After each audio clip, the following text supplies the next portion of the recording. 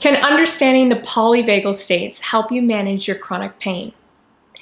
In this video, we explore the polyvagal states and how each state affects pain. My name is Carolyn Zeff. I'm an athletic therapist and osteopathic manual practitioner. I believe that by changing your story, you can change your pain.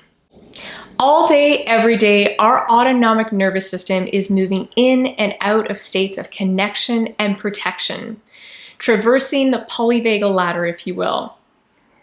The state of our nervous system drives our story and determines our thoughts and emotions. Brain science has shown that dysregulation in our nervous system due to either a heightened fight, flight, or freeze and immobilization really changes how our brain sends pain signals to our body. When we are in a dysregulated state, our nervous system changes its ability to modulate pain, especially seen in our descending pain pathways, which means our overall pain experience becomes more heightened. So let's explore the three polyvagal states that make up the polyvagal ladder. The states in order are the ventral vagal activation state, the sympathetic fight-flight activation state, and the dorsal vagal activation state. Now, the first state on the ladder, the ventral vagal activation state, is also known as our social engagement system, because in this state we feel safe, at ease, empowered, and we want to connect with others. And we're also more able to manage whatever comes our way. Our thoughts are usually very calm, and we're filled with possibilities, we're curious, and our emotions are pleasant ones. Now, our nervous system is always working below our conscious awareness, scanning for cues of danger from inside our body, our environments around us, and also between other people and ourselves in our relationships. And this in polyvagal theory is called neuroception. Now, if our neuroception scans our environment and reports a threat to our autonomic nervous system, we move into the next step down on the ladder, into sympathetic activation or fight-flight state. In this state, we become uneasy and our system begins to mobilize towards action for survival. Now, you may have experienced this state during a disagreement in which you strongly oppose the other person's point of view. Our fight-flight state engages our HPA axis, which is made up of the hypothalamus, pituitary, adrenal glands, and causes a release of adrenaline and cortisol into circulation in our system.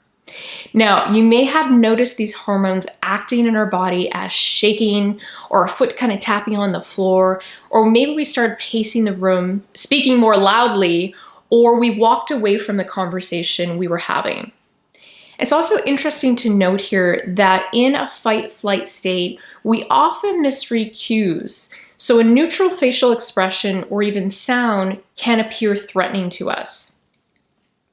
So in this fight-flight state, we feel out of control, alone, maybe our thoughts are very chaotic, we feel anxious, and it will be reflected in our thoughts and feelings.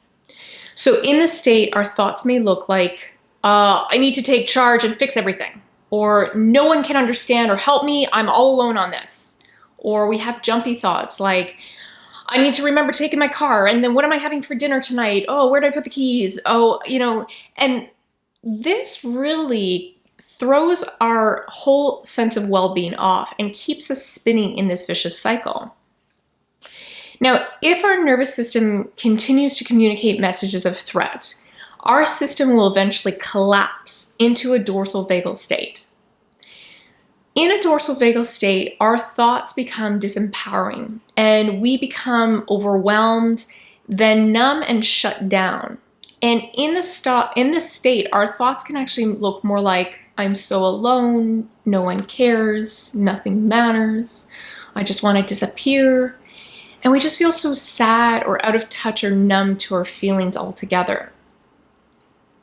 Now, to come out of dysregulation, our system has to move back up the ladder. This means if we have moved into a state of dorsal vagal collapse, we have to come back up through the mobilizing energy of the sympathetic state of fight or flight. Then we can come up one more level to come back into that ventral vagal activation of calmness. Our thoughts, emotions, and body sensations like pain follow our polyvagal state.